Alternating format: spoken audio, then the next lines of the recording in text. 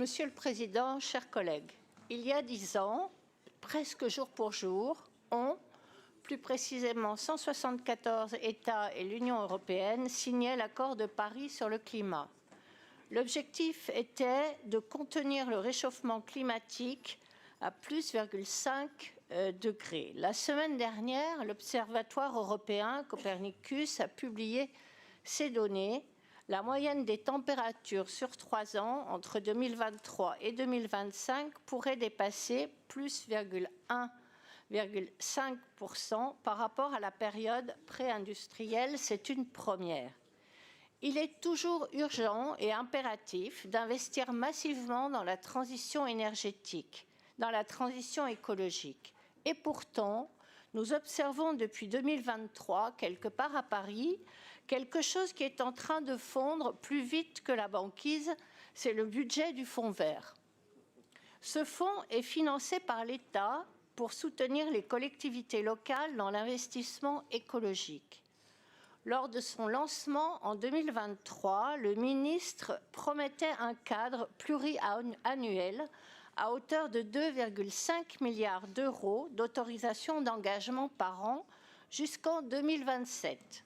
Il insistait sur l'importance pour les élus locaux d'avoir une vision de long terme.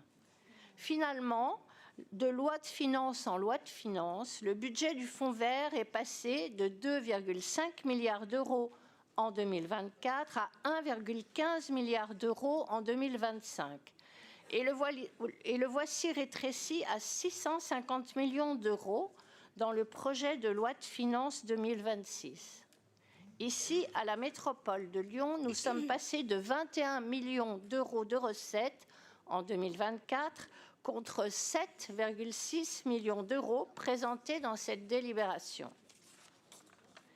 Cette baisse drastique signifie-t-elle que nous avons suffisamment investi à l'échelle nationale?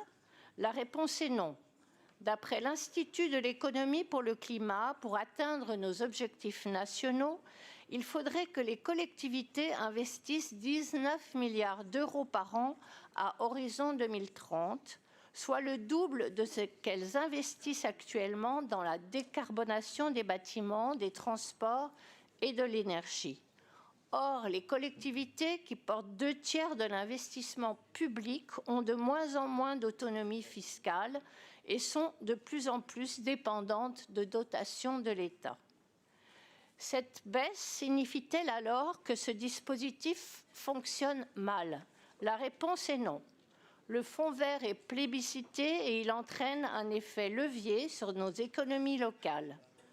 Pour 430 millions d'euros investis en Auvergne-Rhône-Alpes depuis 2023, c'est 2,6 milliards d'euros d'activité générale.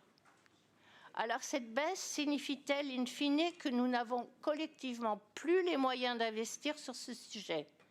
La réponse est encore non. La seule chose que nous ne pouvons pas nous permettre, c'est l'inaction climatique. D'après l'ADEME et la Cour des comptes, son coût atteindrait 260 milliards d'euros par an d'ici la fin du siècle.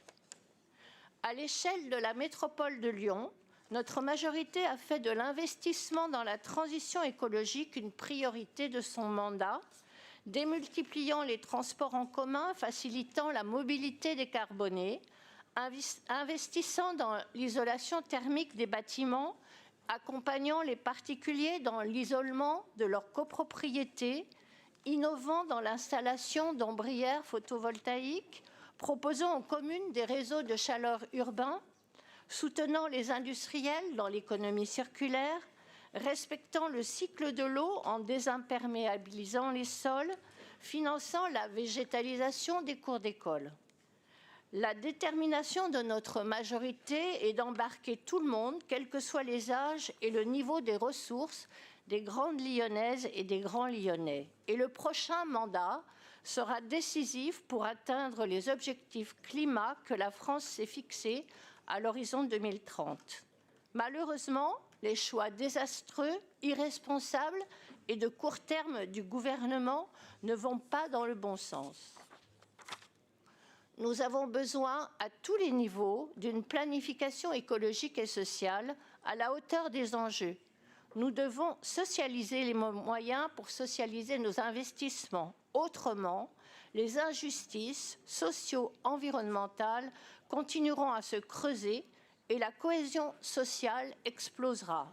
Alors oui, nous voterons cette délibération, mais déplorons que les financements de l'État ne soutiennent pas davantage la transition écologique. Après avoir appelé une convention pour le climat, le gouvernement nous prouve par la baisse drastique du fonds vert qu'il n'anticipe pas et, plus grave encore, sous-estime les risques du rien faire pour la population, laissant les collectivités responsables, comme la métropole, agir et financer partiellement seules. Je vous remercie.